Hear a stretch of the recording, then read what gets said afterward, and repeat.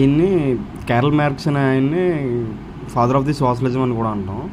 ఈయన ఏంటంటే కంప్లీట్గా ఈయన గవర్నమెంట్ చేతుల్లో ఉంటేనే ప్రతి ఒక్కరికి జస్టిస్ చేయగలం అనే దాన్ని నమ్మారు. అలా నమ్మడంతో ఆయన ఒక బుక్ కూడా రాశారు. ఆయన జర్మనీ పర్సన్ అనమాట.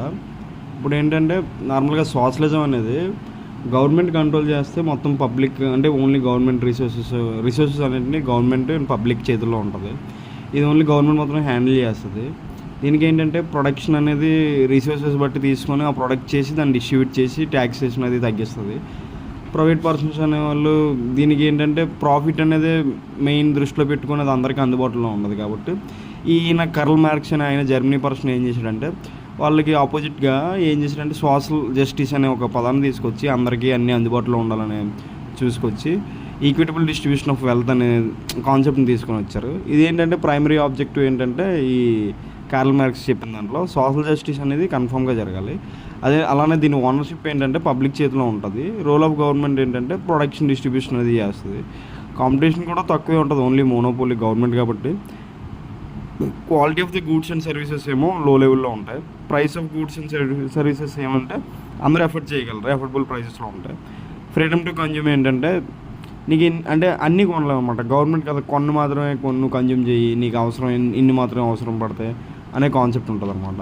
దీని మెయిన్ మోటో వచ్చి సోషల్ జస్టిస్. అది ఎలానో మీకు తెలిసిందే. దీని డిసడ్వాంటేజెస్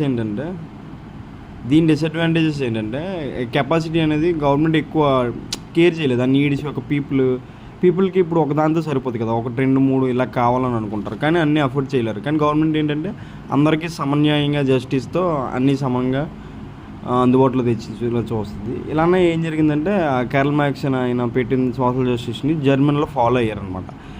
ఇన్ 1961 to 1989 పీరియడ్లో ఒక జర్మనీ మధ్యన వెస్ట్ జర్మనీ ఈస్ట్ జర్మనీకి మధ్యన బెర్లిన్ వాల్ అనేది ఒకటి కట్టేసి ఈస్ట్ జర్మనీ అంతా సోషలిజము అలానే వెస్ట్ జర్మనీ అంతా క్యాపిటలిజము అనే కాన్సెప్ట్ని పెట్టుకున్నారు. అయితే ఏంటంటే సోషలిజం అనే కాన్సెప్ట్లో మనకి నీడ్స్ అనేవి ఉంటాయి, కానీ ఎక్కువ ఈ ఈస్ట్ జర్మనీలో ఏంటంటే మనకి వెనిజులా అనే ఒక ప్లేస్ ఉంటుంది. అది ఒకప్పుడు ఏంటంటే ఆయిల్ డిపెండెన్సీ ఎక్కువ ఉంటుంది అనమాట. హైయెస్ట్ ఆయిల్ రిజర్వర్స్ అక్కడ ఎక్కువ ఉన్నాయి నేషనాలిటీ పరంగా. అప్పట్లో దానికి ఏంటంటే అక్కడ ఏంటంటే అప్పట్లో ఓన్లీ ఆ నేషనలైజేషన్ మాత్రమే జరిగేది. ఆ ఓనర్షిప్ అనేది గవర్నమెంట్లో ఉండేది ఈస్ట్ జర్మనీలో.